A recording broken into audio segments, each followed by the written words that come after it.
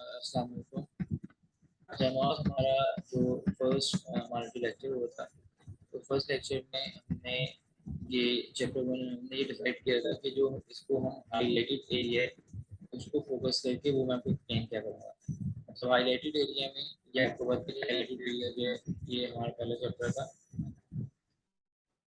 Highlighted area में क्योंकि मैंने इसको अच्छे से गो थ्रू करके जो मेन जो पॉइंट इसको हाईलाइट किया हुआ है, तो हमने ये पर्पस ऑफ मैनेजिंग इंफॉर्मेशन में द रोल ऑफ मैनेजर्स ये हमने पढ़ लिए थे। सही है। इसके बाद आइडेंटिफाइंग ऑब्जेक्टिव्स हमारे हुए थे, वो हुए थे उसको मैं बाईपास कर रहा हूँ। फिर हम जहाँ पे हमने लास्ट क्लास में एंड किया था वहाँ से स्टार्ट कर रहे हैं। इंफॉर्मेशन डिस्ट्रीब्यूशन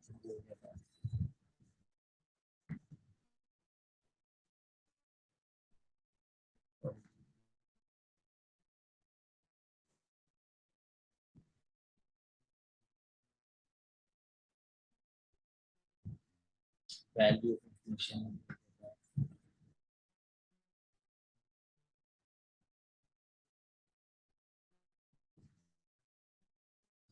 आई थिंक यहाँ पे हम कहीं थे।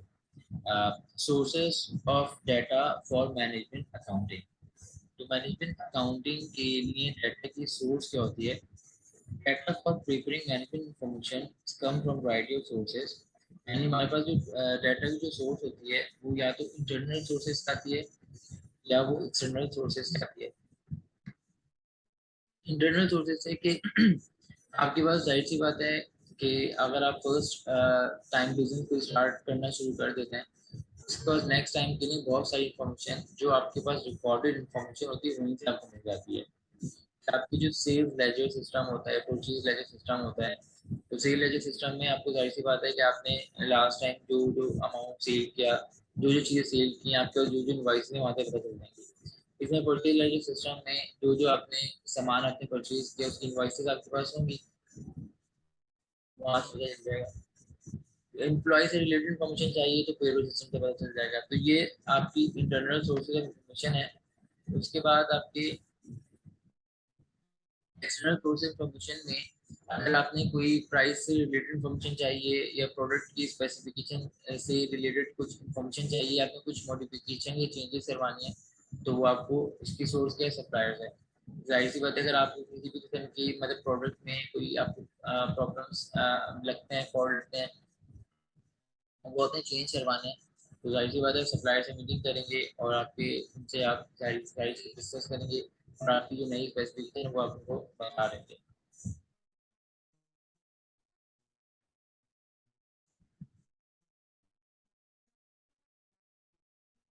उसके बाद है financial and non financial information. It should be noted that much of the data collected will be of a non-financial nature. For example, if you examine the information coming from the payroll system, above we can divide this as follows. और financial information क्या होती है जिसमें आपका numerical data involve हो रहा होता है, सही मॉनेटरी डेटा इन्वॉल्व हो रहा है। और नॉन फाइनेंशियल इंफॉर्मेशन होती है इसमें आपका न्यूमेरिकल या मॉनेटरी डेटा इन्वॉल्व नहीं हो रहा था। कुछ एग्जाम्पल देखें, जैसे अगर वेजेस कितनी अर्न की, मैं वेजेस के एक्सपेंस रिकॉर्ड कर रहा हूँ, टैक्स कितना डिडक्ट हुआ, ये सारी फाइनेंशियल इंफॉर्मेशन है। अगर लेकिन मैं सिर्फ ये चेक कर रहा हूँ कि नंबर एम्प्लॉयज कितने थे, कितने आज अटेंडेंस कितनी थी एम्प्लॉयज की, या जो हमारी लेबर है उसने कितने आवर वर्क किया, तो क्योंकि इसका भी प्रॉपर इसकी रिकॉर्डिंग होती है, क्लॉक कार्ड सिस्टम होते हैं, अटेंडेंस रजिस्टर होते हैं, तो ये जो इन्फॉर्मेशन है आपकी नॉन फाइनेंशियल इन्फॉर्मेशन है। ये एक इम्पॉर्टेंट इस चैप्टर का टॉपिक है क्योंकि इसमें एमसीक्यूज भी इससे रिलेटेड एग्जाम में आ रहे होते हैं। Cost centres, profit centres and investment centres. The nature of internal reporting system will vary according to the way organization is structured. बिल्कुल, जिस ऑर्गेनाइजेशन का जिस तरह का स्ट्रक्चर बना होगा तो वहाँ पे रिपोर्टिंग सिस्टम भी डिफरेंट होगा। Responsibility accounting. रिस्पॉन्सिबिलिटी अकाउंटिंग से बेसिकली मतलब ये है कि अगर मैं कहता हूँ कि मैं मेरा एक डिपार्टमेंट बना हुआ है, वहाँ पे एक मैं मैन्युफैक्चरिंग कर रहा हूँ, तो मैन्युफैक्चरिंग जब मैं कर रहा हूँ तो जाहिर सी बात है वो मैन्युफैक्चरिंग रिस्पॉन्सिबल है कि वो कॉस्ट वहाँ पे जनरेट होगी। इसी तरह अगर मेरा कोई डिपार्टमेंट जहाँ पे मैं सेल्स कर रहा हूँ, वो डिपार्टमेंट रिस्पॉन्सिबल है कि सेल्स प्रॉपर सेल करने के, रेवेन्यू कलेक्ट करने की, तो इतनी इन चीज़ों को हम रिस्पॉन्सिबिलिटी मतलब अकाउंटिंग कहते हैं। तो रिस्पॉन्सिबिलिटी अकाउंटिंग में definition, where the structure of the reporting system is based on identifying individual parts of a business which are the responsibility of a single manager. Responsibility center. A responsibility center is an individual part of a business whose manager has personal responsibility for its performance. यानी अगर कोई HR का मतलब एक department एक cost वो बता रहा हूँ, फाइनेंस डिपार्टमेंट का कोई जो भी हेड होगा, तो वो उस फाइनेंस डिपार्टमेंट में जो भी कोई कॉस्ट आपकी सर्विस की कॉस्ट आ रही होगी, तो वो उसके लिए वो रिस्पॉन्सिबल होगा। प्रोडक्शन डिपार्टमेंट का जो भी आपका हेड होगा वो उस डिपार्टमेंट के रिस्पॉन्सिबल होगा। तो कहते हैं कि many business are structured into a hierarchy of responsibility centres. These might be called cost centers and revenue centers, profit centers and investment centers. In normally business में एक तो हायरार्की बनी हुई होती है, कुछ सेंटर्स आपके जो कॉस्ट सेंटर से आते हैं, कुछ रेवेन्यू सेंटर्स, कुछ प्रॉफिट सेंटर, कुछ इन्वेस्टमेंट सेंटर्स। अच्छा मोस्टली ये जो हम यहाँ पे ये उन्होंने सारे सेंटर्स की अलग अलग डेफिनेशन भी बताई गई है। फिर कहता है कि at the lowest level of a structured financial reporting there are cost centers and revenue centers। मतलब कह रहा है कि जितना आप डाउन पे जाएंगे जो सेंटर्स आपके नजर आएंगे वो आपके कॉस्ट सेंटर्स और रेवेन्यू सेंटर्स हैं, और जितना अगर आप उसके मिड में जाते हैं at a higher level, at a high level there might be a profit centres. यानी कि सबसे पहले तो जाहिर सी बात है कि आप सबसे पहले कोई प्रोडक्ट सेल करने से पहले आप उसकी कॉस्टिंग कर रहे हैं। प्रोडक्ट की कॉस्टिंग सेंटर मतलब जहाँ पे प्रोडक्ट बन रहा है, जब प्रोडक्ट वहाँ पे बन रहा है तो बेसिकली कॉस्ट जनरेट कर रहा है। अगर मैं एक टेबल बनाता हूँ और 3 डिपार्टमेंट से निकल के मैं टेबल को बना रहा हूँ, तो सही है, अगर मैं टेबल बना रहा हूँ, मेरे पास 3 डिपार्टमेंट है, डिपार्टमेंट ए पे उस टेबल की कॉस्ट लेट सपोज कर लो आपकी उस पर 5000 कॉस्ट ऑलरेडी लग चुकी है। जब मैं डिपार्टमेंट बी पे जाता हूँ तो ऊपर डिपार्टमेंट बी पे उस टेबल की कॉस्ट लगी 4000 लगी, और जब डिपार्टमेंट सी पे जाता हूँ तो उसकी कॉस्ट लगी 6000 लगी। तो मैं कहता हूँ ये कॉस्ट सेंटर था, मतलब कि जैसे जैसे डिपार्टमेंट वाइज ए तक कॉस्ट लग चुकी थी 5000, जब वो बी पे पहुंचा तो कॉस्ट आपकी वो कॉस्ट बढ़ के कितनी हो गई, 9000 हो गई। जब वो सी पे पहुंचे वो कॉस्ट बढ़ के 15000 हो गई। तो ये कॉस्ट जनरेट हो रहा है, जितने ज्यादा यहाँ पे काम होगा कॉस्ट जनरेट होगी। फिर जब इस आपके जो है रेवेन्यू सेंटर्स में जाएगा तो 50,000 की जो टोटल प्रोडक्ट कंप्लीट हो गई और मैंने 25,000 भेज दी, तो रेवेन्यू सेंटर क्या है, वो बेसिकली वो रेवेन्यू की डिटेलिंग कर रहा होगा। फिर जो प्रॉफिट सेंटर होगा वो क्या करेगा, वो रेवेन्यू सेंटर से भी डाटा लेगा, वो कॉस्ट सेंटर से भी डाटा लेगा। रेवेन्यू सेंटर से डाटा लिया 25,000 आया, उसने कॉस्ट सेंटर से डाटा लिया कितना आया 15,000 आया, तो वो उसने भी प्रॉफिट निकाला कि प्रॉफिट कितना है, 10,000 आ गया, तो ये प्रॉफिट सेंटर हो गया। और जो आपका ये जो आपकी जो हाईएस्ट हायर लेवल पे होता है, यानी सबसे लोअर लेवल पे तो आपका रेवेन्यू सेंटर्स और कॉस्ट सेंटर्स, उससे ऊपर जो लेवल होता है वो आपका ये चेक करता है कि हमारा मतलब प्रॉफिट क्या आ रहा है। और सबसे टॉप लेवल पे जो होगा वो आपका हाईएस्ट लेवल पे जो होगा वो हमारा होगा आपका इन्वेस्टमेंट सेंटर्स। यानी कि जब तक इन्वेस्टमेंट सेंटर ये मैनेज कर रहा होता है कि हमारी जो टोटल इन्वेस्टमेंट थी, हमने कैपिटल जो इन्वेस्ट किया उसको हमने कहाँ कहाँ यूटिलाइज किया। इसके अलावा जो हमारी फर्दर जो लॉन्ग टर्म कैपिटल स्ट्रक्चर के जो डिसीजन होते हैं कि हमारे पास फाइनेंस कहाँ से आएगा, हम बिजनेस परचेज करेंगे क्या होगा, क्योंकि सेल तो बात की चीज है, जब तक आपको इन्वेस्टमेंट नहीं होगी बिजनेस स्टार्ट ही नहीं कर सकते।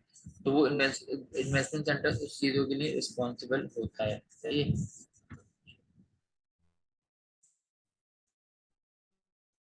तो यहाँ तक हमने पढ़ लिया था कि at the highest level in the reporting hierarchy there might be investment centers।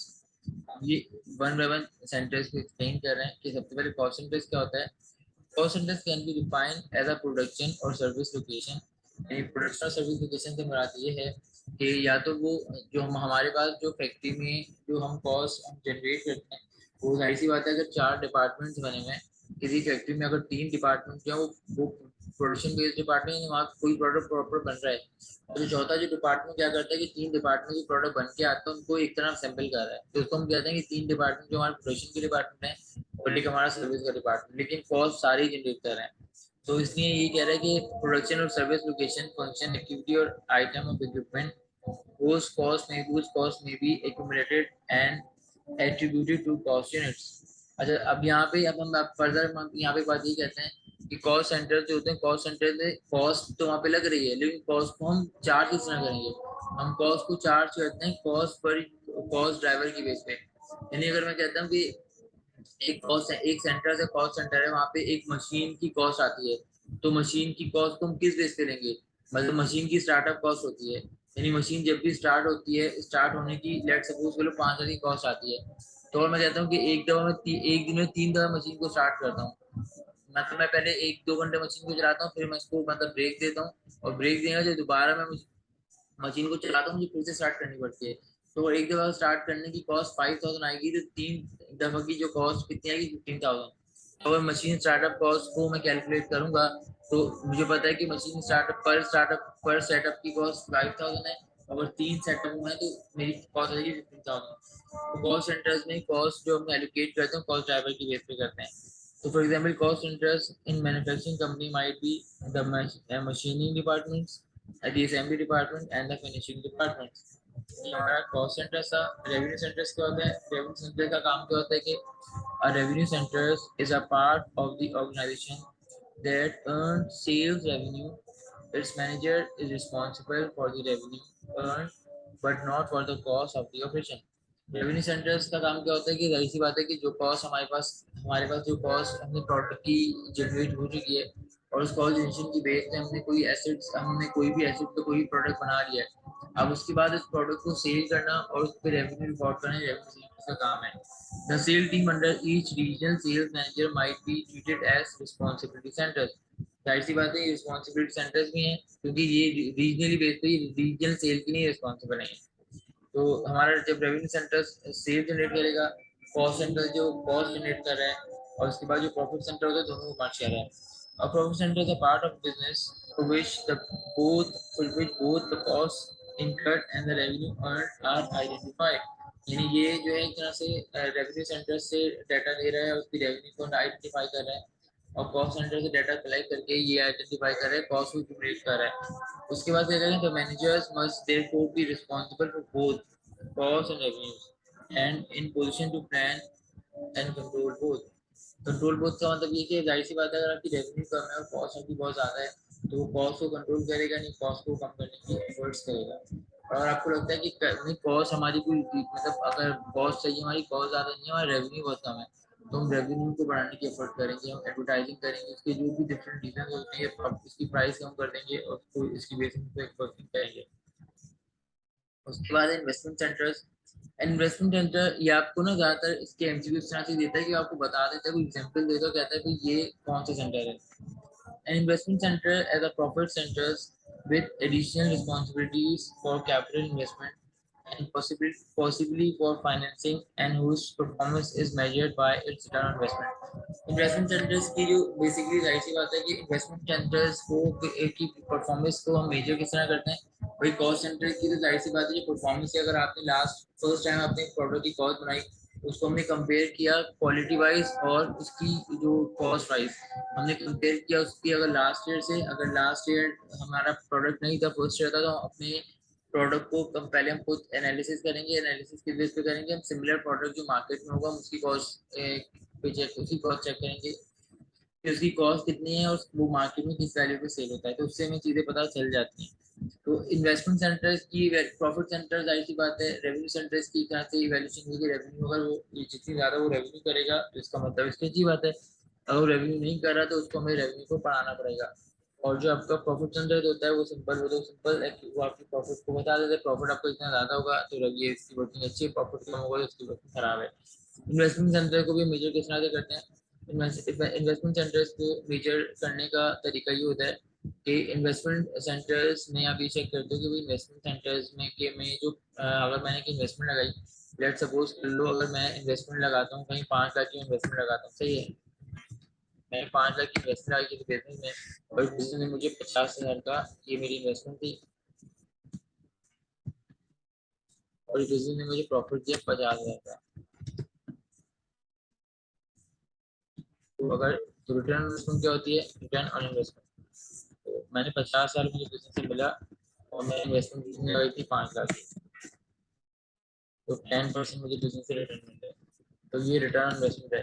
तो उस रिटर्न को हम क्या करते हैं कि प्रीवियस ईयर से मैच करते हैं कि लास्ट ईयर कितनी थी, अगर बढ़ रही है अच्छी सेटिस्फैक्ट्री है, कम हो गई तो अनसेटिस्फैक्ट्री है, तो ये फिर हमको कंपेयर कराते हैं सेम सिमिलर बिजनेस से, फिर हम उसको कंपेयर कराते हैं इंडस्ट्री के एवरेज से। इंडस्ट्री एवरेज का मतलब क्या होता है? इंडस्ट्री के एवरेज का मतलब ये होता है कि लेट सपोज कर लो कि अगर मार्केट में 5